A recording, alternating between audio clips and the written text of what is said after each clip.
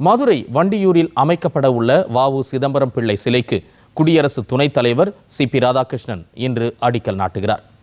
தில்லியில் இருந்து மதுரை வந்த குடியரசு துணைத் தலைவர் சி.பி. ராதாகிருஷ்ணனுக்கு விமான நிலையத்தில் உற்சாக வரவேற்பு அளிக்கப்பட்டது. அமைச்சர் பெரிய கருப்பன், மாவட்ட ஆட்சியர் மற்றும் பாஜக மாநில தலைவர் நயினார் நாகேந்திரன் உள்ளிட்டோர் வரவேற்றனர். பின்னர் சிவகங்கை மாவட்டம் திருக்கோஷ்டியூர் சென்ற சி.பி. ராதாகிருஷ்ணன் அங்குள்ள சௌமிய நாராயணர் திருக்கோயிலில் சுவாமி தரிசனம் செய்தார். முன்னதாக கோயில் சார்பில் அவருக்கு மரியாதை அளிக்கப்பட்டது.